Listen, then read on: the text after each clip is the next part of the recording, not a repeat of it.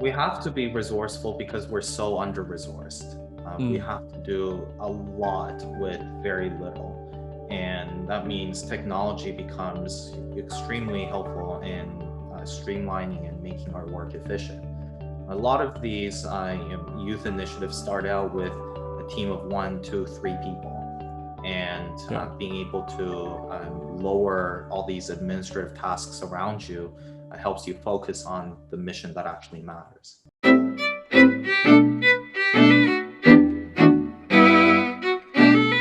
I'm very happy today to be talking to Steve Lee. He is the organizing partner that leads the major group for children and youth. Before MGCY, Steve served as the executive director of the Foundation of Environmental Stewardship, a youth-led, youth-serving Canadian charity he founded. Steve spent 3 years listening to the voices of over 100,000 young Canadians in person. Steve is a certified fundraising executive, a Clean 16 and Clean 50 winner, a top 30 under 30 in sustainability by Corporate Knights, and a finalist of UN SDG Action Award. And Steve, I heard a 2-time Bolorama winner at your local bowling alley. So congrats on that. Thank you. Thank you. I made that last one up. Steve is my former employer and someone whom I look up to a lot. And today, Steve will be an educator. So Steve, welcome. Thanks so much for having me.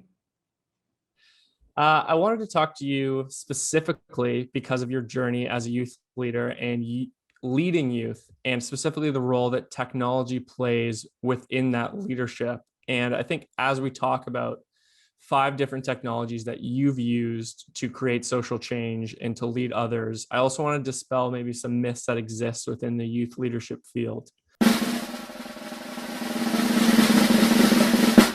And to start, G Suite, it seems like a fairly obvious one, but what made you select that as one of the technologies for youth particularly?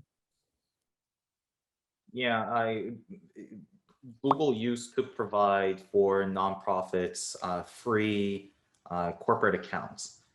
They stopped that service a few years ago, but I still have that. And G Suite is like Google. We know Google Drive and the Google Docs and Sheets and the stuff that come with it. But in the background of that, they have an entire ecosystem of softwares. And from cybersecurity to data management, account management for emails, all a suite of communication method. And you can there's a whole course you can take to be a G Suite administrator. And if you know how to use it, my goodness, is it powerful, especially in running a virtual team.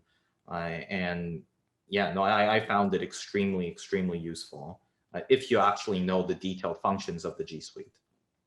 So is this something that you use every day? It sounds like it's something that you use almost every hour.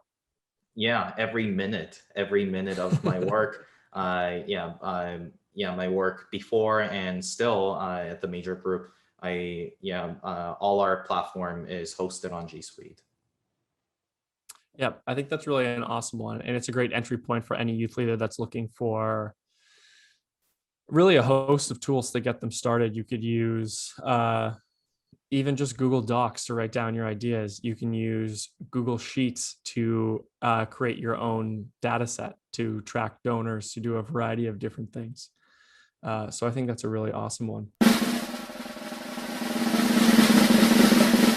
Now, getting a little bit more complex, I wanted to talk about Streak.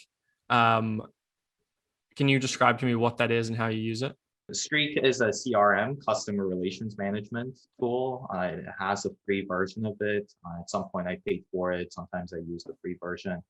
In my previous role, I visited over 500 schools in 400 towns across Canada. We had several hundred partners. We had hundreds of donors. That's a lot of people you need to manage.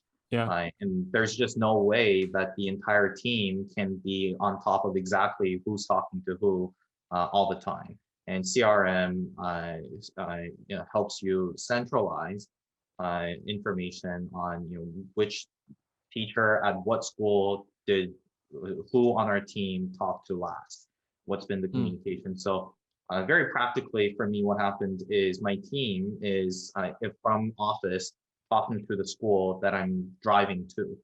And when I get there, I check the CRM to see what the last communication has been.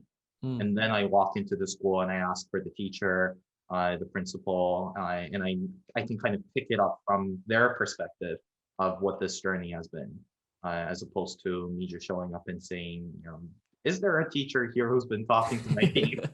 So it becomes much more personable and you pick it up right away. Yeah, it also gives you all kinds of I don't know if they're powered by AI or whatever, but they have these magic boxes that Mm. gives you predictions and recommendations on when to reach out next, what the conversation so far has been, Mm. who has been the main person you've been talking to, how many days has it been since you've talked to them, all these parts. And I found that extremely useful in just getting a very good overview of what's going on. You can also move all these things into different formats. So for donors, you could put it into some sort of pipeline. Yeah. And if you click on a certain stage of the pipeline, like, grant submitted, and you're waiting, or money has been received and we're waiting to offer feedback, based on the money used, and you can click on those, and again, it'll show you all the relevant donors for that category. And it's very helpful for getting an overview of what's going on and the details when you click onto them. Yeah, I think that's a great example. And this is almost the perfect CRM for an individual rather than an organization as well, because it's so customizable. It's not necessarily formatted to an organization's needs, such as receipting or reporting, although I'm sure there are capabilities within that that allow that. Why do you need this on top of something like G Suite, where you can create an Excel chart that says, the name of the person, then put in the last conversation you had? What value does it add to that? Streak is automatic. So it gets Mm. added to my Gmail and I don't have to touch anything. It does it for me. Mm. So if I were to do like, Google Sheet or something, I would need to manually go type it in. Yeah. Whereas Streak will tell me what's been going on without any of me touching anything. Awesome.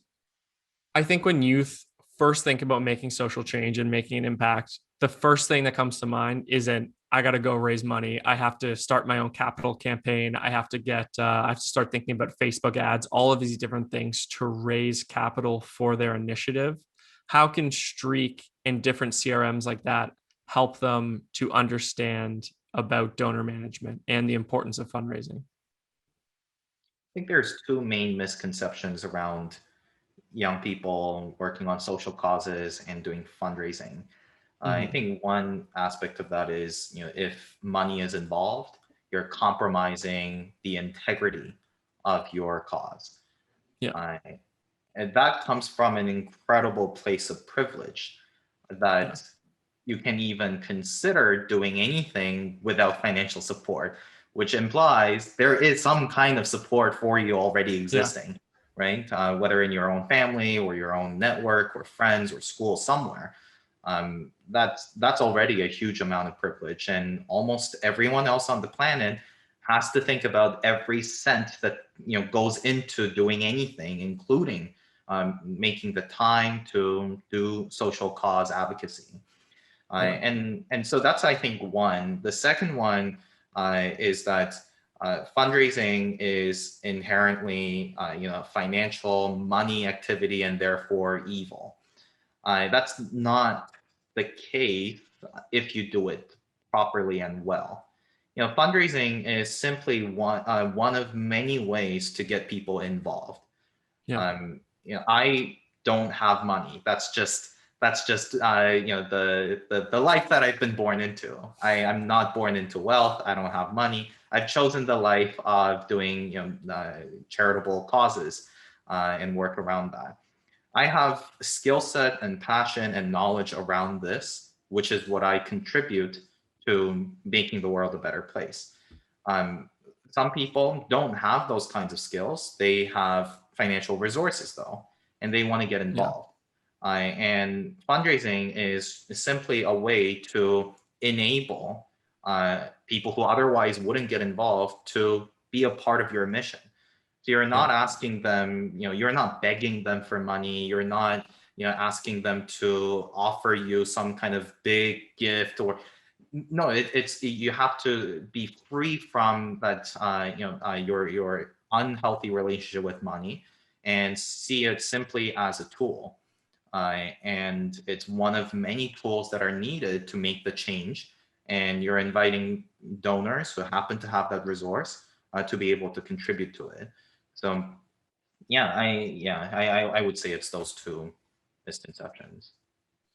Yeah, and I think technologies like Streak, which is a CRM, allow youth to do that like they never have before. You can organize contacts and put them in a donor pipeline that allows you to steward them, allows you to automate emails that give them updates on your cause, all sorts of different things that youth were never allowed to do before this moment. And it does resonate with me when you talk about the privilege of youth, in that for the most privileged youth, for some reason, fundraising seems to have the highest level of contention among those people, because it's kind of almost assumed that there's like a base level of support that, but once you cross that base level and you go to those individual donors, and that's not okay, then there's corruption, but their level of support is what is allowed.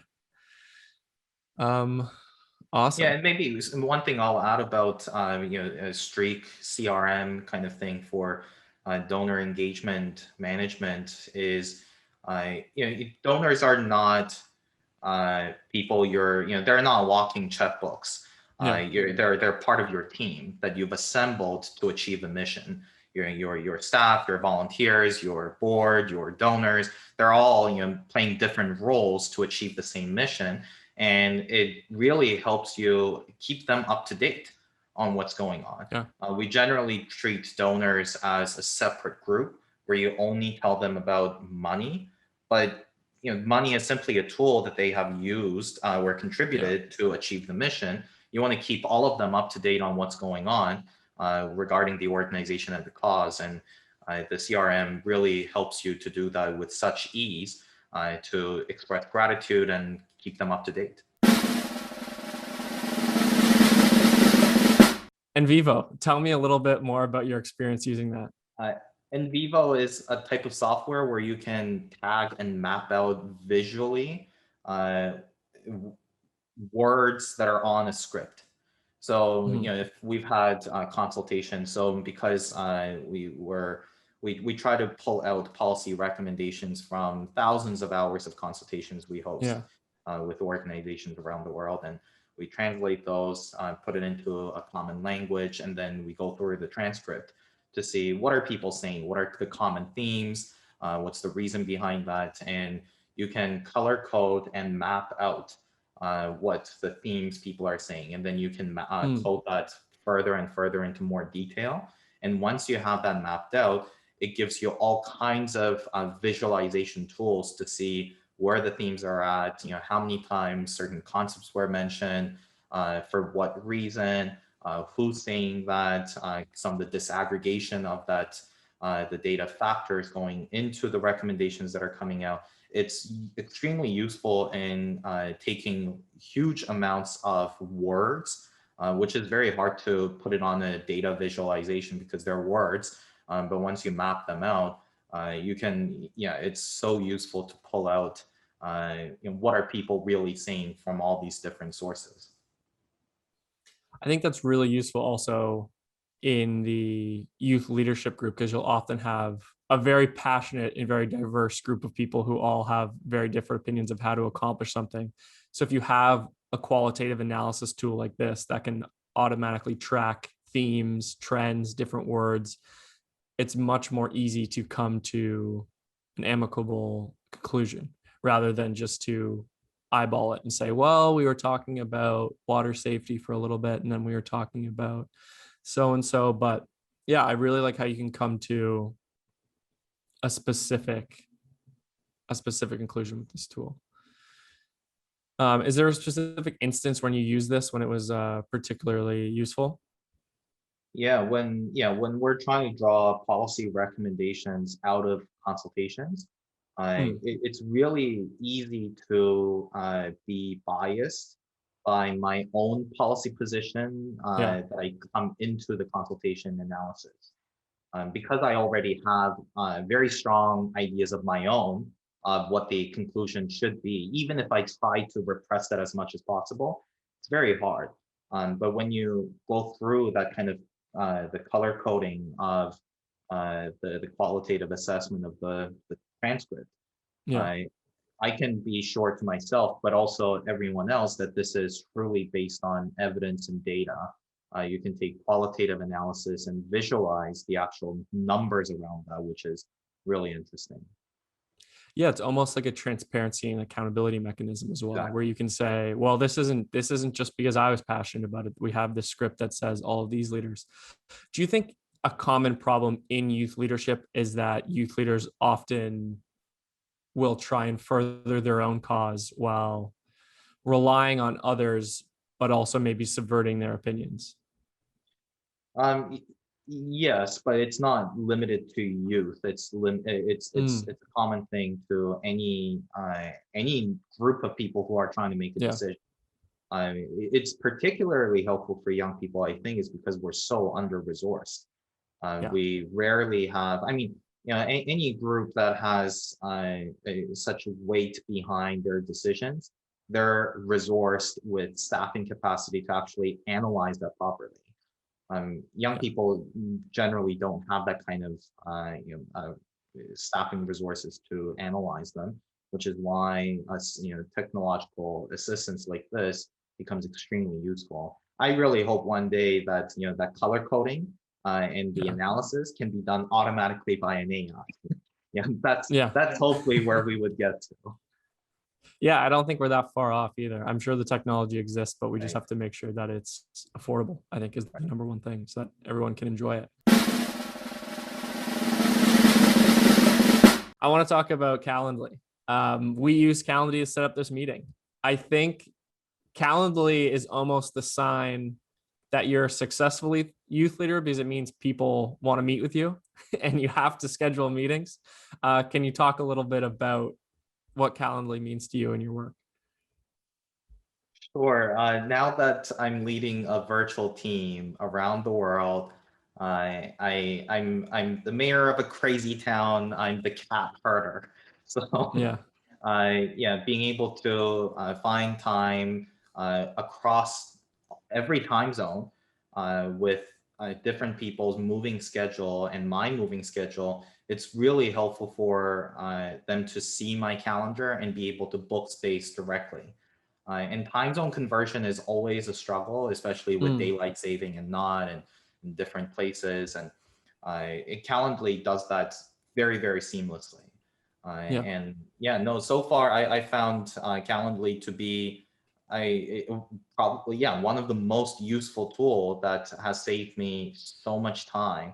And actually, it's increased the chances of meetings happening, yeah, because often meetings don't take place because I send them a reminder. They send me sometimes that work. It takes me a few hours to get back to them. By the time their schedule has changed, mine yeah, changes, and it just becomes so many emails that at some point it trails off, and people don't want to meet because of that. And but with Calendly, you are giving them the power to decide all entirely within your own turf. yeah. So yeah, no, I found it extremely useful. Yeah, and it must have been a revelation during the COVID pandemic as well, where all of our meetings are online. I guess for you, they were mostly online to start, anyways, because the international nature of your work. But yeah, the compounding effect that you've mentioned is very interesting, where it's not only a very useful tool, but its usefulness also makes people more available because of how fast they can respond to it and how easy it is to use. Right. Why specifically for youth do you think this is a good tool? I found when scheduling meetings with the older staff members, 50-year-old plus, Mm-hmm. sending them a link to schedule almost feels a bit rude, Mm, because I'm assigning them something to do.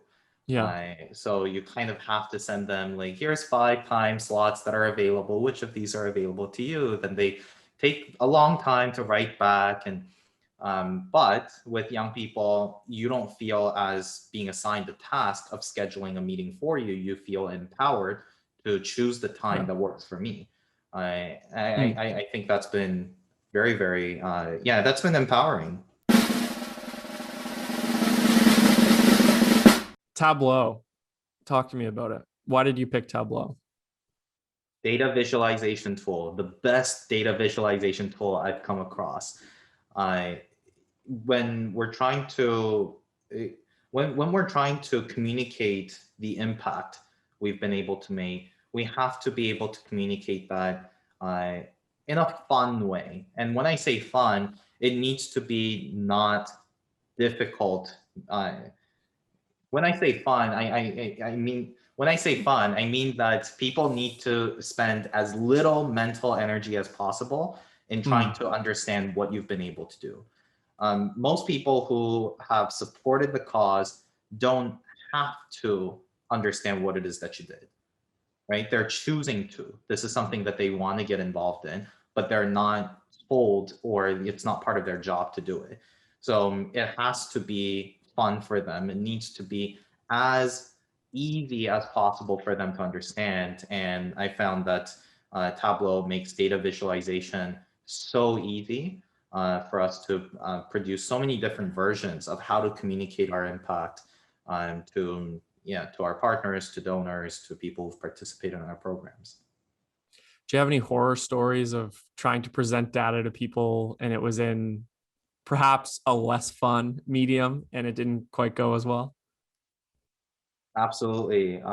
If yeah, if what I'm trying to communicate doesn't register with people, I've just wasted time, both mine and theirs, and also I've blocked off future opportunities to communicate impact with them because they expect the next meeting is also going to be like this. I didn't really understand what's going on, right? So communicating data in really simple ways. Simple, I don't mean as in, not complex, but to communicate it with such ease that they can really grasp what you're trying to say within a fraction of a second of looking at it. That's key. Yeah. And I think to kind of bundle all of these together, they're really all about saving time. G Suite is about saving time in communications, but also saving time across trying to pick a variety of different platforms, one for writing down notes, one for data analysis in Sheets. Streak is a CRM that allows you to follow up quickly. And NVivo, you don't have to spend time coding qualitative scripts. Calendly and Tableau, both the same. You don't have to spend time scheduling meetings, especially Calendly, and Tableau, saving time communicating data. Why is it so important for youth leaders to save time and to cut back on some of these administrative tasks? We have to be resourceful because we're so under-resourced. We have to do a lot with very little. And that means technology becomes extremely helpful in streamlining and making our work efficient. A lot of these youth initiatives start out with a team of 1, 2, 3 people. And being able to lower all these administrative tasks around you helps you focus on the mission that actually matters. What's some advice you would give to youth leaders to do with the free time, to focus on the tasks that matters? What are some tasks that maybe people wouldn't necessarily associate with leading an organization, but when you invest in them, they really pay off? Oh, There's so many, aren't there? call people. I find that my generation doesn't like to call. Some people even get anxiety for picking up the phone and actually talking to someone. And I'm hoping that the world of video calls have made that a bit easier. But sending emails, written communication is far less personable than calling people up. And I think it is a bit of a generational difference that if you're only working with other young people, then just text messages, WhatsApp, Signal, that stuff is fine because that's how we communicate. But when you're working with non-youth, adults, they grew up with phones, so they feel so much more I think a lot of it is subconscious. It's acceptable for them that I pick up the phone and call them unscheduled, which seems rude and Yeah. intrusive for my generation, our Yeah. generation. But for adults, they welcome that. Yeah. They almost feel that that's the way stuff gets done. So yeah, I would say just pick up the phone and call people. Yeah. I think two things on that. If I get a call from somebody who's my friend, a similar age, like what's going on? What do you what do you need? Is there an emergency? I'm working right now. What's your problem? Second is I think that's maybe why adults use so many emojis when they're texting, is because it's like they're trying to convey the emotion that would only be available over the phone. I don't know. That's a theory I'm working on, but I think that's very interesting. And I think calling people, it just gives emotion to anything that you need to describe. Not even if it's sad emotion or happy emotion, but just kind of paints a better picture of what you're trying to tell them. So Steve, I don't have too much else to cover. Do you have any lingering thoughts about technology for youth? A lot of people who get involved in social causes don't come from like STEM background, science, Yeah. technology, computer science, coding. So we tend to think that, maybe I'm not really supposed to use technology that deep. It's completely untrue. Mm-hmm. Technology has become so easy to use and accessible that you don't need to learn how to use coding. In fact, if you need to learn if you need to code in order to use that software, that's not a very good or accessible software to the Yeah. public, right? So you just need to learn how to apply the tools for the context you need. And I think that, that belief that, this is meant to be usable and accessible to me, getting over that barrier is one thing. But the second thing is taking that one more step to really read the instructions and manuals Yeah. because believe it or not, these tools have so many hidden functions in Mm-hmm. them, but you just didn't even know those were possible, so your mind doesn't even go to imagine such things that can be done. But if you take just extra 10-15 minutes to read their instructions, you become aware of the functions you didn't know existed. Then now you can your imagination for what could be done gets broadened, and you can use that to apply. Googling, advanced search terms on Google is probably the most classic example. Yeah. Very easy things that give you huge benefits. Yeah. Well, I think you've imparted a lot of wisdom today, and I'm very appreciative that you were here. And there's no one else I would rather talk to about youth technology than you, Steve. So thank you very much. My pleasure. Thanks so much for having me.